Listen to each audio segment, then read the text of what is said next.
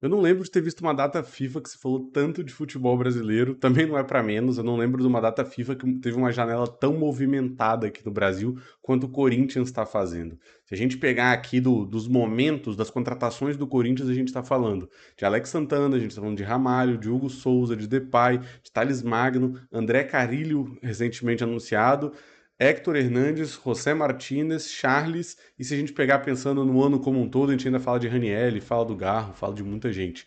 Cara, é bizarro o que o Corinthians está fazendo esse ano. Acho que ajuda a mostrar um pouquinho a falta de planejamento, né? Você começa o ano com o Mano Menezes, passa para o Antônio Oliveira, as contratações mal chegaram, você já chuta o Antônio Oliveira, traz o Ramon Dias, quase que como um milagroso que salvou o Vasco para salvar o Corinthians também. E, cara, um time desse orçamento, dessa magnitude, não tem como a gente falar de salvar do rebaixamento, né? A gente imaginaria, inclusive, planos muito maiores. Apesar disso tudo, me parece uma estratégia muito clara para o time conseguir sobreviver.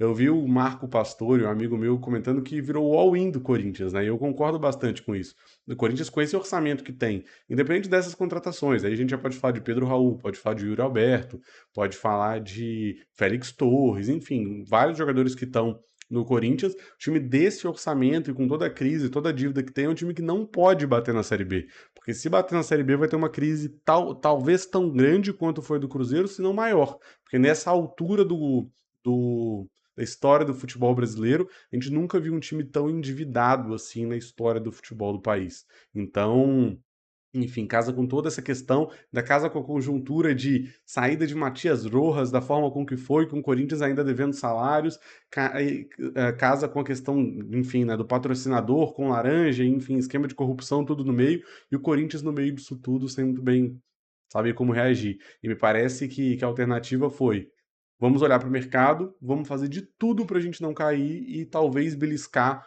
um outro título, né? Seja de uma Sul-Americana ou de uma Copa do Brasil, que querendo ou não, mata-mata consegue premiar esse tipo de caminho, né? Dessa alternativa mais kamikaze e o resto a gente vê no ano que vem. Bom, falando um pouquinho das contratações, né? O Corinthians ele passa a ter uma base de elenco que faz sentido, sabe? Uma base de elenco interessante. Um time que perde o Cássio, entendendo que a transição já não fazia mais sentido, né? Deixa o Cássio sair, basicamente, apesar de depois meio que ter voltado atrás, traz o Hugo Souza, que sai do Flamengo em baixa, mas que chega para o Corinthians em alta, consegue ter boas atuações, defesa de pênalti, isso dá confiança para ele. Sempre se mostrou um goleiro muito seguro, mas que tinha muitas vezes esse problema de confiança. Quem não vai lembrar do episódio dele perdendo, enfim, a saída de bola quando o Flamengo era treinado pelo Rogério, e agora retoma essa questão de confiança e o Hugo Souza passa a ser um dos protagonistas desse time. Tem o Ramon Dias, uma figura que consegue centralizar tudo muito nele e consegue construir um modelo de jogo seguro para o Corinthians no momento conturbado se organizar. E aí a gente fala principalmente de um trio de zaga que, além do Kaká, que chega oscilando bastante, começa a engatar agora boas atuações. Tem o Félix Torres, que é um jogador de seleção, eu acho que é um patamar um pouco maior, ainda não rendeu tudo que pode, muito pelo que é o Corinthians, e não tem como a gente imaginar que todos os jogadores vão render ao máximo, que individualmente, mesmo o craque vai render ao máximo num contexto tão bagunçado, mas aí chega para mim um dos grandes destaques, chega nesse meio de ano também o Ramalho. Ramalho que é um cara que passou muito pouco pelo Brasil, se é que passou, confesso que não me recordo dele, lembro sempre dele na Europa, bem especial no PSV, e agora chega no Corinthians e mostra um a mais. Além do perfil de liderança, um ponto que mais me grita quando a gente vê no Ramalho é a capacidade dele de sair jogando. Então, assim, se a gente quer reconstruir um time, quer dar solidez, eu acho muito difícil um time ter solidez ao longo do campeonato. E pensando em longo prazo, sem ter uma saída de bola qualificada. Ah, mas tem equipes que vão usar uma bola mais longa. Cara, quando é intencional, como é o caso talvez de um Fortaleza do Botafogo, beleza, faz sentido. Mas eu vejo mais exceção como regra. Eu não falo do que regra, de uma saída curta, muito mirabolante, um Fernando Diniz da vida, um Gabriel Milito, muito pelo contrário, assim. Eu acho que é você ter segurança do seu plano e você conseguir executar ele. Porque a partir do momento que você tem uma estratégia e essa estratégia se resume a chutão e não uma bola direcionada, cara, você tá sujeito ao azar, você tá sujeito ao acaso. E o André Ramalho foi um cara que veio muito para qualificar isso. Saída de bola impecável, tem muito uma excelente bola longa por dentro. É um cara que qualificou ao ponto de fazer a bola chegar no Garro, porque ela mal chegava no Garro. E o Garro hoje é o grande protagonista do Corinthians, mas a gente vai chegar lá. Mas tem uma outra bola do André Ramalho que me chama a atenção, que são as diagonais longas, né? Ele como esse zagueiro mais central, e é até fora do usual, né? O zagueiro mais construtor ser o zagueiro central, mas ele costuma ter essa diagonal muito longa, seja para procurar os alas, né? Que vão ultrapassar, ou os pontas que muitas vezes começam as jogadas como alas, né, bem abertos, depois vão fechando. E aí pode ser o Thales Magno, o Pedro Henrique, o Romero, ou os alas, né? O Bidu, o Hugo, o Fagner ou o Mateuzinho. Então a gente vê assim, essa base desse trio de defesa muito bem formado. Nas laterais, não vimos reforços. Fagner ou Mateuzinho, acho que o Mateuzinho até se adequa mais para esse perfil de corredor. Na esquerda, Hugo ou Bidu. Acho que o Bidu tem o mesmo perfil do Mateuzinho, é um cara que vai ter perfil agressivo, mas que também consegue fechar a linha de 5 e defender. O Bidu foi crucial no acesso do Cruzeiro para a Série A. Enfim, não à toa acaba chegando no Corinthians depois, não chegou a se destacar, mas começa a ganhar esse espaço junto do Ramon Dias. E é importante dizer até, o Ramon Dias não é um cara fechado quanto a isso. Talvez se ele passe em algum momento a entender que o Corinthians precisa ser mais agressivo, que vai precisar correr atrás do placar, como é o caso da Copa do Brasil, o jogo de amanhã contra o Juventude, pode usar uma linha de 4. E talvez o Fagner e o Hugo sejam alternativas mais interessantes por equilibrar melhor o lado ofensivo e o lado defensivo. E assim, o Corinthians daqui para frente passa a ter algumas decisões. Então ter alternativas e profundidade de elenco vai ser muito importante. Por falar nessas decisões, quero falar, obviamente, da grande patrocinadora desse canal, da KTO. KTO é a casa de apostas mais confiável do mercado, com as melhores odds, e que lá você vai encontrar odd da Copa do Brasil, para o Corinthians classificar contra o Juventude, odd da Sul-Americana, para passar, de repente, contra o Fortaleza, que é um confronto dificílimo, ou, quem sabe, do Corinthians até levar o título. Se você está muito otimista com todas essas contratações, e eu nem cheguei nas principais que são no último terço, cara, lá tem odd para o Corinthians ser campeão da Sul-Americana, ser campeão da Copa do Brasil. Quem sabe, se você num devaneio achar que vai ser campeão dos dois, você vai conseguir fazer a múltipla por lá também. E com o cupom Felipe20, você tem 20% de bônus do seu primeiro depósito, para sempre, obviamente, apostar com responsabilidade. Bom, falado sobre esse sistema defensivo do Corinthians, a gente pode falar também da dupla de volantes. Geralmente o Corinthians jogando com 2 volantes, seja jogando com 4, com uma linha de 5 atrás, ou enfim, com 3 zagueiros, ou jogando com 2 zagueiros, 2 laterais. E aí a gente vê muitas opções. Daqui para frente, o Corinthians passa a ter um caminhão de opções.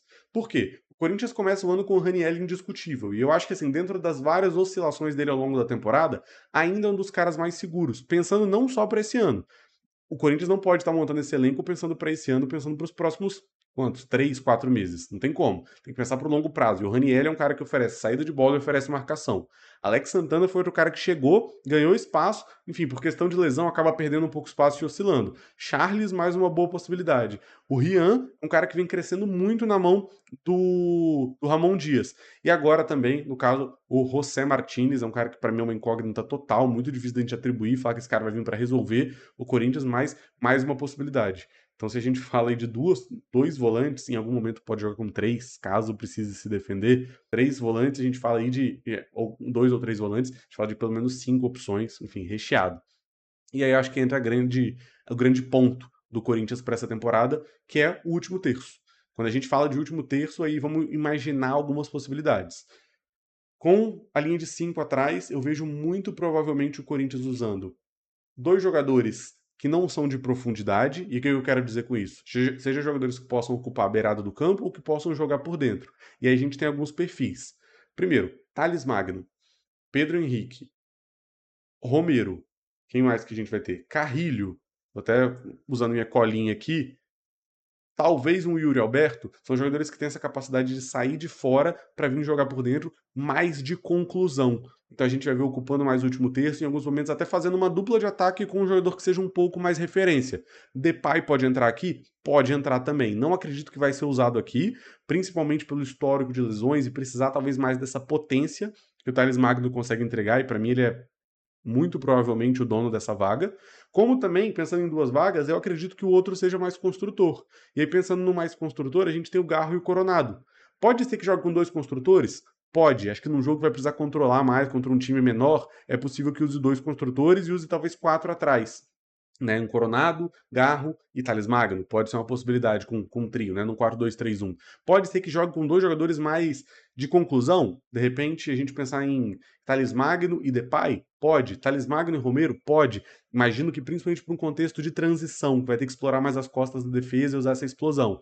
E aí tem uma vaga na frente, que seria num 9 talvez mais de referência, que eu vejo os dois principais nomes no Hector Martinez, que aí é um 9 de fato, pivôzão, joga de costas, baixa, às vezes baixa até lá no meio, oferece esses apoios para encontrar passes mais laterais, o que a gente chama muitas vezes do desafogo, usar a bola longa nele, que vai saber proteger bem, como o Pedro Raul, que tem características muito parecidas. Outras possibilidades de mais de mobilidade é ao longo do jogo e ao longo da temporada, principalmente o Yuri Alberto e o Depay, acho que aqui pode ser onde o Depay vai mais se encaixar. E obviamente não tem como a gente não falar do Depay.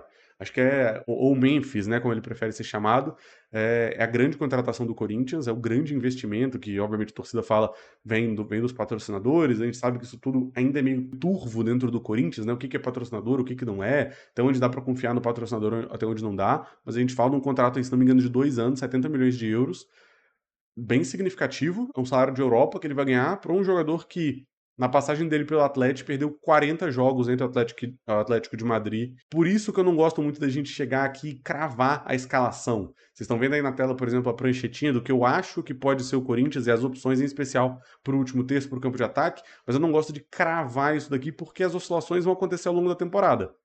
Eu sempre falo, não acredito em time titular. Existe lesão, existe suspensão, existe convocação. Um calendário maluco como o brasileiro. Existe diversas necessidades. O Ramon Dias se mostra um cara que adapta muito. Precisou baixar? Linha de 5. Precisou ser agressivo? Pode usar uma linha de 4 atrás. Precisou juntar os dois, mas explorar as costas da defesa? Talvez usar um trio mais de infiltração. Depay, Thales Magno e Romero.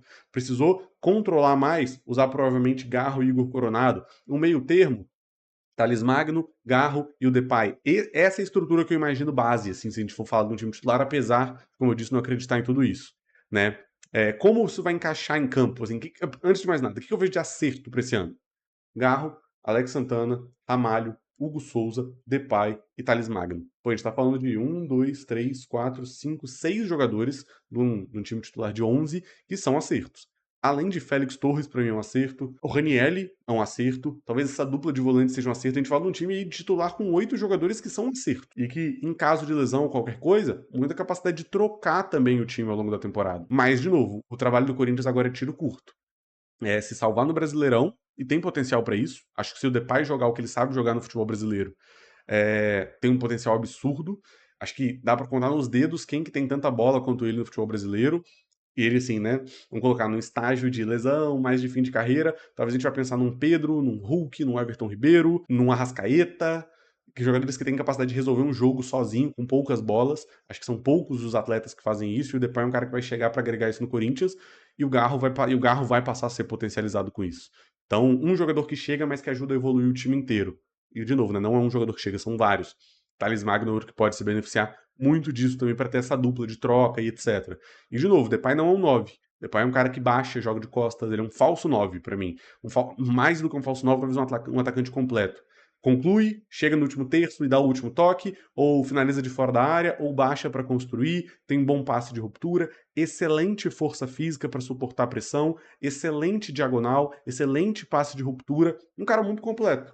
O que peca, gera dúvida efetivamente, é a questão da forma física. Pensando em Corinthians, como eu comentei, quartas da Sula contra o Fortaleza, dia 17 de setembro. Esse é o grande desafio, porque provavelmente é um dos maiores títulos que dá para conquistar. Decisão da Copa do Brasil amanhã contra o Juventude, perde o primeiro jogo, vai correr atrás no jogo em casa. Potencial muito bom, e a Copa do Brasil tem que ser uma prioridade também, pelo potencial de prêmio e por todo esse equilíbrio de orçamento que a gente está falando. E o Brasileirão tem que ter um olho de atenção. A profundidade de elenco vai ser importante, porque eu não imagino todos esses jogadores que eu comentei jogando juntos a temporada inteira. Vão oscilar, vai precisar revezar, e ter essa profundidade vai ajudar no Campeonato Brasileiro, que o Corinthians não passou até hoje do 14º lugar, né? Então é um ponto de extrema atenção. Crise financeira muito grave do Corinthians, esse all-in é muito complicado, porque, cara, você tá sujeito ao acaso do futebol. Você tá sujeito ao Depay não render, que eu acho improvável, se estiver fisicamente bem, improvável de não render, mas de jogos amarrados, confrontos diretos, você acaba perdendo, e se é por algum acaso o Corinthians acabar rebaixado, é um risco muito, muito grande. Não gosto da estratégia kamikaze, eu acredito em futebol de longo prazo, mas em um momento de transição de diretoria é compreensível. É muito difícil falar da diretoria atual ter um plano de longo prazo quando ela está com a corda no pescoço que outras diretorias causaram e ela não consegue pagar dívida e usar um planejamento prévio. Talvez a grande preocupação só seja vai conseguir pagar a dívida ou só tá rolando pra frente. Mas efetivamente o plano do Corinthians hoje não dá pra pensar muito além de dezembro. Novembro, dezembro, né? E tentar brigar aí por algum título ou boas posições que vão render boas premiações nos mata-matas. Fez sentido pra você? Comenta aqui e vamos construir esse debate juntos.